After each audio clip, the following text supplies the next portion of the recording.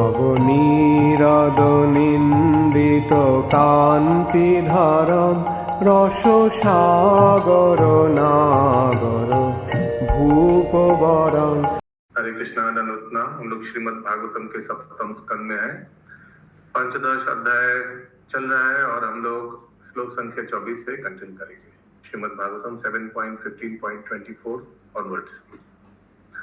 24 number श्लोक सब दोहराइए। कृपया भूतजं दुःखम, बोलिए। कृपया भूतजं दुःखम दैवं जायात् समाधिना, देवं जयात समाधिना, आत्मजं योगवीर्येण, आत्मजं योगवीर्येण, नित्यं सत्त्वनिसेवया। नित्यं सत्त्वनिसेवया। यस, अनुवाद करिए कोई। मनुष्य को चाहिए कि अन्य जीवों के कारण होने वाले दुखों का प्रतिकार अच्छे आचरण तथा ईर्ष्या से रहित होकर करे, भाग्य द्वारा प्रदत्त कष्टों का सामना समाधि में ध्यान करके करे और शरीर तथा मन से उत्पन्न दुखों का प्रतिकार हठ योग, प्राणायाम आदि के अभ्यास द्वारा करे। इसी प्रकार विशेष रूप से सत्वगुण का विकास करके खाने के मामले में निद्रा पर विजय पाई जाए। बैकग्राउंड नॉइज ठीक कीजिए।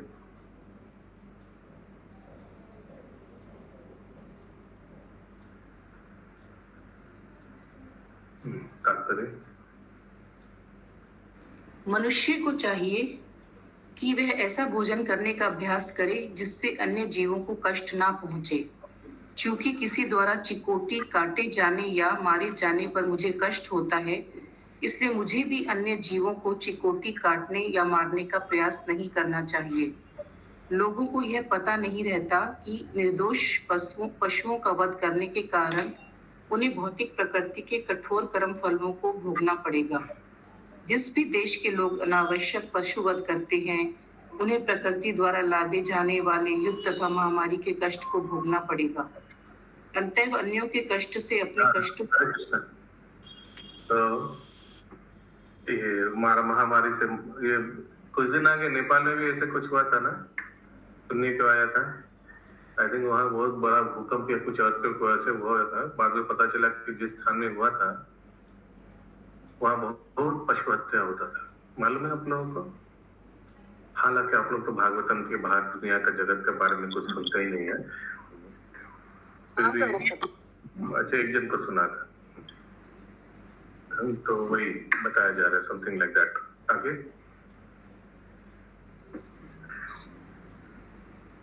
अतएव अन्यों के कष्टों से अपने कष्टों की तुलना करके मनुष्य को सभी जीवों पर दयालु रहना चाहिए। कोई भाग्य द्वारा थोपे गए कष्टों से बच नहीं सकता।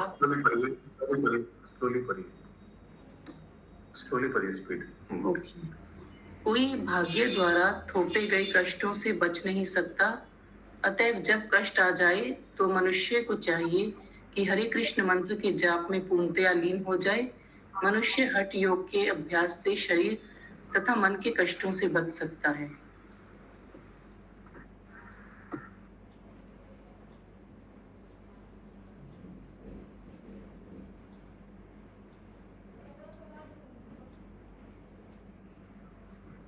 अगला श्लोक 25।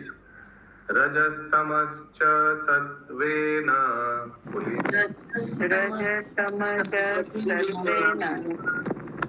सत्त्वं चोपासमेन च,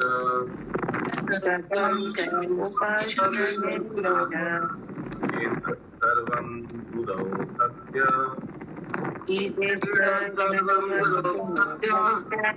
पुरुषो हि अंजसा जयेत्।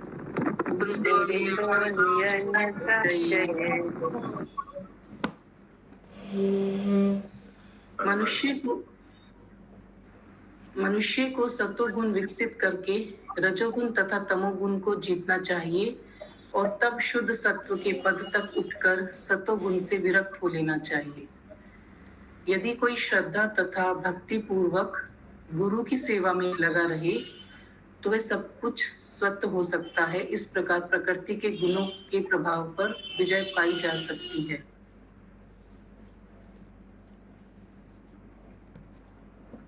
खिड़की बंद कर दीजिए, आवाज आ रहा है बाहर से। प्रभु फिर वो आएगा ही, घर सब बंद है। एक्चुअली कोई तेज ट्रैफिक जाते हैं ना, साउंड आता है। तात्पर्य किसी रोग के मूल कारण का उपचार करके शारीरिक वेदनाओं तथा क्लेशों को जीता जा सकता है। इसी प्रकार यदि कोई गुरु के प्रति श्रद्धा तथा भक्ति करे तो वह रजो सतो तथा तमो गुणों के प्रभाव पर सरलता से विजय पा सकता है। हरे कृष्ण। तो देखिए एकदम जड़ है कि गुरु को संतुष्ट करना। आपको याद होगा भागवतम में जो बड़ा बड़ा घटना घटता है कहीं मैंने स्टोरीज में भागवतम के सब मोटा मोटी वो इंद्र का कुछ दुर्व्यवहार हुआ था गुरु के प्रति, वहीं से सब शुरू होता है ना। फिर गुरु बृहस्पति चुपचाप गुस्सा होकर चला गया, कहीं उनको इग्नोर किया गया, या एक समय तो उनका दिया गया माला को इंद्र फेंक दिया और हाथी ने कुचल दिया, ऐसे कुछ। फिर गुरु गुस्सा में चला गया, उसी का फायदा उठाया असुर लोग, आक्रमण किया, और फिर एक एक करके घटना घटते गए। तो अगर देखा जाए तो यही बताया गया ना, रूट कॉज, जड़, रूट कॉज वही है। तो व्यक्ति को गुरु के प्रति one should be devoted and faithful to the spiritual master. आगे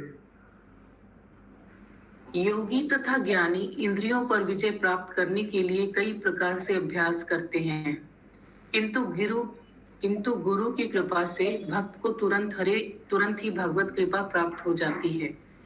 यस्य प्रसादात् भगवत प्रसादो, यदि गुरु अनुकूल हो तो मनुष्य को सहज ही भगवत कृपा प्राप्त हो जाती है, और भगवत कृपा होने पर इस संसार में सतो रजो तथा तमो गुणों के प्रभावों को जीतकर तुरंत दिव्य बन जाता है। इसकी पुष्टि भगवत गीता में की गई है। सगुणान समतीतेय एतान ब्रह्म भूयाय कल्पते। यदि कोई गुरु के आदेशों के अनुसार चलने वाला शुद्ध भक्त हो तो उसे सरलता से भगवत कृपा प्राप्त हो जाती है और वह तुरंत दिव्य पद पर आरूढ़ होता है। इसकी व्याख्या अगले श्लोक में की गई है।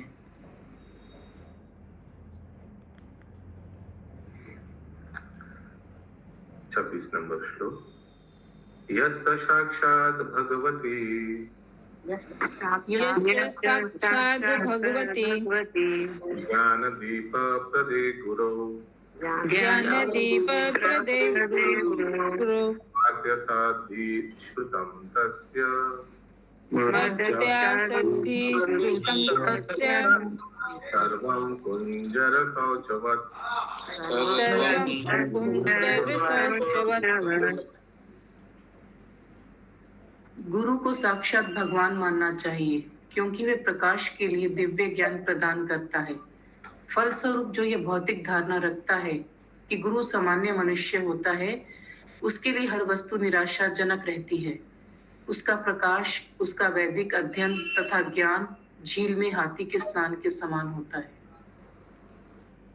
यानी स्नान करके कोई फायदा नहीं होगा, शास्त्र अध्ययन करके कोई फायदा नहीं होगा। His enlightenment and his Vedic studies and knowledge are like the bathing of an elephant. Purport. यह संस्तुति की गई है कि मनुष्य गुरु का पूर्ण पुरुषोत्तम भगवान के सदृश सम्मान करे। साक्षात हरित्वेन समस्त शास्त्रे, प्रत्येक शास्त्र का यही आदेश है। आचार्य माम विजानी आयात, आचार्य को पूर्ण पुरुषोत्तम भगवान के ही समान मानना चाहिए। इतने उपदेशों के बाद भी यदि कोई गुरु को सामान्य व्यक्ति समझता है तो उसका विनाश निश्चित है। उसका वेद अध्ययन तथा प्रबोधन के लिए उसकी तपस्या सभी व्यर्थ है।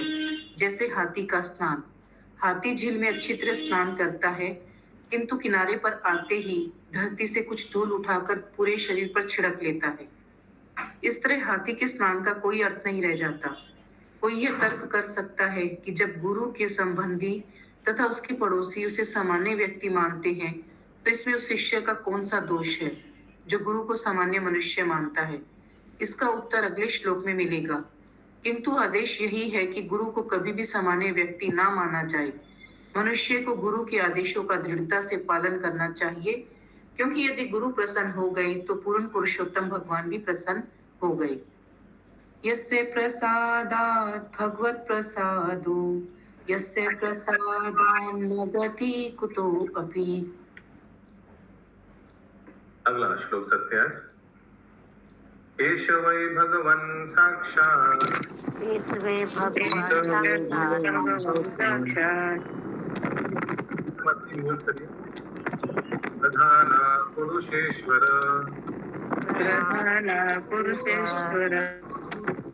योगेश्वरे विज्ञानकी ईश्वर में ज्ञान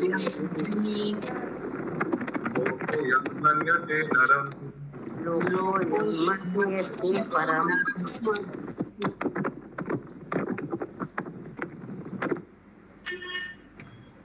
भगवान कृष्ण अन्य समस्त जीवों के साथ भौतिक प्रकृति के स्वामी हैं। व्यास जैसे महर्षि उनके चरण कमलों की तलाश करते और उन्हें पूजते हैं, तो भी कुछ ऐसे मूर्ख हैं जो कृष्ण को सामान्य मनुष्य मानते हैं। I think there's too much disturbance. Somebody else can read. कोई है यहाँ उपस्थित जिनका बैकग्राउंड में कोई नॉइज नहीं है, नेटवर्क हाई है? पढ़ें। ठीक है, पढ़िए। अनुवाद फिर से पढ़िए। गुरु को समझने के प्रसंग में अनुवाद। पूर्ण पुरुषोत्तम भगवान श्री कृष्ण अन्य समस्त जीवों के तथा भौतिक प्रकृति के स्वामी हैं। श्रील व्यास देव जैसे महर्षि उनके चरण कमलों की चेष्टा करते हैं और उन्हें पूजते हैं, तो भी कुछ ऐसे अल्पज्ञ हैं जो भगवान श्री कृष्ण को सामान्य मनुष्य समझते हैं। तात्पर्य। गुरु को समझने के प्रसंग में भगवान श्री कृष्ण के पूर्ण पुरुषोत्तम भगवान होने का उदाहरण उपयुक्त है। गुरु सेवक भगवान कहलाता है और कृष्ण सेव्य भगवान कहलाते हैं, जिनकी सेवा की जानी चाहिए। गुरु पूजक ईश हैं और भगवान श्री कृष्ण। ठीक से पढ़िए, थोड़ा नेटवर्क खराब है, पढ़ रहे हैं ठीक से नहीं। Something is wrong. आवाज सही है प्रभु? पढ़िए। गुरु पूजक ईश हैं और भगवान श्री कृष्ण पूज्य ईश हैं। गुरु और पूर्ण पुरुषोत्तम भगवान में यही अंतर है। अन्य बात, जिस श्रीमद् भगवद गीता में पूर्ण पुरुषोत्तम भगवान का उपदेश है, वह बिना किसी हेर फेर के यथार्थ रूप में गुरु द्वारा प्रस्तुत किया गया है। अतएव परम सत्य गुरु में विद्यमान रहते हैं। श्लोक 26 में ज्ञान दीप प्रदे कहा गया है। पूर्ण पुरुषोत्तम भगवान समुच्चय विश्व को वास्तविक ज्ञान देते हैं और उनके प्रतिनिधि रूप में गुरु इस संदेश को संपूर्ण विश्व में ले जाते हैं। अतएव परम पद पर गुरु पूर्ण पुरुषोत्तम भगवान में। इंद्रावती माता जी कंटिन्यू करिए। हरे कृष्ण। अरे बाबा, यही प्रॉब्लम है, इनको बोलो पढ़ने। हरे कृष्ण जी, आवाज ठीक है, पढ़ो। हरे कृष्ण, ठीक आवाज? हाँ पढ़िए।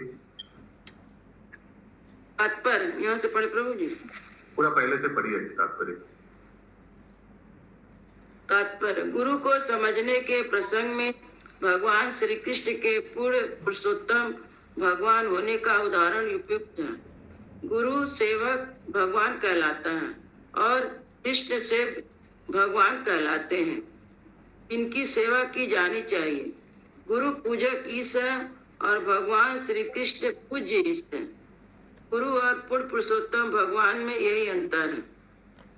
तो जिसको समझाइए, गुरु पूजक और ईश, मैंने गुरु का जो पूजता भाई तो पूछता है। पहले ठीक से प्रोनाउंसिएशन देने से अच्छा रहेगा। The spiritual master is the worshipable God, whereas the supreme personality of God Krishna is the worshipable God, worshipper God. तो फिर से बोलिए, हिंदी में क्या लिखा है? गुरु गुरु पूजक ईश मतलब गुरु जो पूजता है भगवान को पूजता है। हाँ, तो उनको वर्शिपर गॉड यानी जो भगवान को जो पूजता है। और भगवान क्या है? भगवान श्री कृष्ण पूज्य ईश माने पूजने वाले भगवान है कृष्ण पूजने वाले। हाँ, करेक्ट। गुरु और पूर्ण पुरुषोत्तम भगवान में यही अंतर है। अन्य बात जिस श्री भगवत गीता हम लोग जब आरती करते हैं तो हम लोग एक्चुअली किन के बिहाफ में आरती कर रहे हैं? किन के होकर? गुरु परंपरा के। गुरु परंपरा से प्रभु जी। ठीक है, किन को करते हैं? भगवान को करते हैं। तो हम लोग खुद योग्य नहीं है, गुरु के माध्यम से, गुरु माध्यम या बोलिए गुरु या on behalf of spiritual master we do the aarti. आगे अन्य बात जिस श्री भगवत गीता में पूर्ण पुरुषोत्तम भगवान का उपदेश है वह बिना किसी हेर फेर के यथार्थ रूप में गुरु द्वारा प्रस्तुत किया गया है। अतः परम सत्य गुरु में विद्यमान रहते हैं। यह श्लोक 26 में ज्ञान दीप प्रदीपे कहा गया है। पूर्ण पुरुषोत्तम भगवान समूचे विश्व को वास्तविक ज्ञान देते हैं और उनके प्रतिनिधि रूप में गुरु इस संदेश को संपूर्ण विश्व में ले जाते हैं। अतः परम पद पर गुरु तथा पूर्ण पुरुषोत्तम भगवान में कोई अंतर नहीं होता।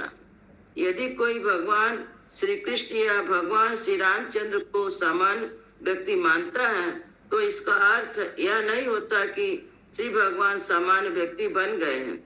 इस प्रकार पूर्ण पुरुषोत्तम भगवान के प्रामाणिक प्रतिनिधि गुरु को यदि उसके परिवार के व्यक्ति सामान्य मनुष्य मानते हैं तो इसका अर्थ यह नहीं होता कि वह सामान्य मनुष्य बन गए हैं। गुरु पूर्ण पुरुषोत्तम भगवान के तुल्य हैं। अतः जो आध्यात्मिक प्रगति करके गंभीरता पूर्वक इच्छुक हो उसे गुरु को इसी प्रकार मानना चाहिए। इस समझ में थोड़ा सा भी विचलन होने से शिष्य के वैदिक अध्ययन तथा तप में विनाश हो सकता है। हरे कृष्ण। अगला श्लोक 28 नंबर। हाँ बोलिए। प्रभु जी हरे कृष्ण। प्रभु जी गुरु और कृष्ण भगवान एक समान है, बराबर है दोनों लोग। तो आप पूछ रहे हैं या बोल रहे हैं? पूछ रहे हैं कि दोनों लोग बराबर। तो यहाँ क्या लिखा गया है कि उनको एक क्या समान लिखा गया है? तो गुरु भगवान का प्रतिनिधि है लेकिन उनको ट्रीट करना चाहिए भगवान जैसा। लेकिन शिष्यों की अंडरस्टैंडिंग रहता है कि है तो भगवान का प्रतिनिधि, लेकिन उनका सत्कार वैसे ही करना चाहिए जैसे भगवान का, वैसे ही रिस्पेक्ट देना चाहिए। ठीक है, बट भगवान का प्रतिनिधि है ये मालूम है शिष्य को। और गुरु क्या सोचता है? गुरु का मन भावना ऐसा ही होना चाहिए कि हम इन सभी का दास है, इन सभी को सेवा करना ही मेरा कर्तव्य है।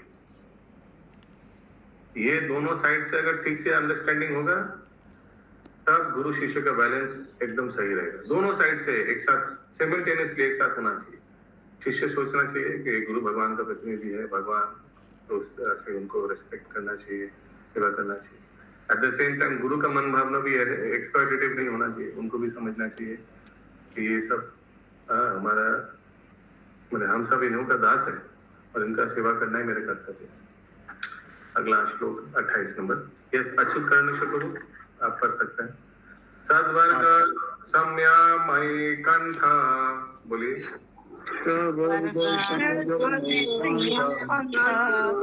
सर्व नियम चोदना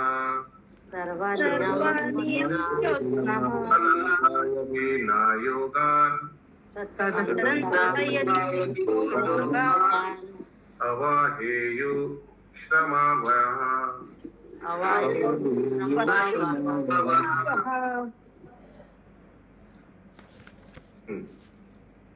बोलिए, फटाफट बोलिए, अनम्यूट करके।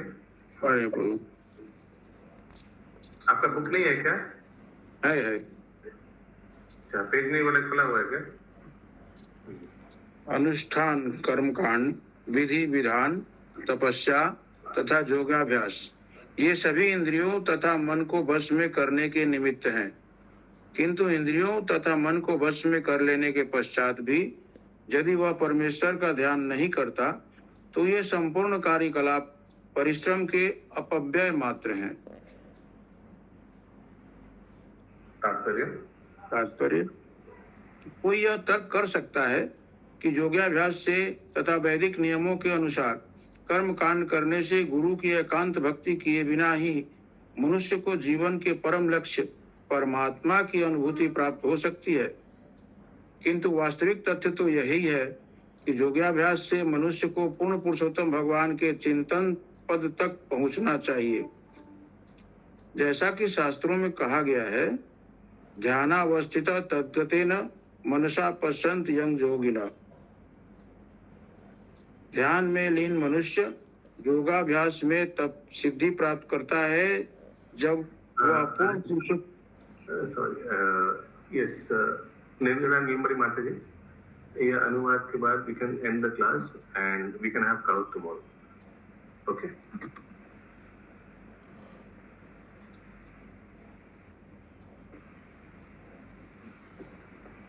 पढ़िए शुभ। हमको थोड़ा जाना पड़ेगा, so we can end after this अनुवाद and we can have Kahoot tomorrow combined. Okay. Hare Krishna.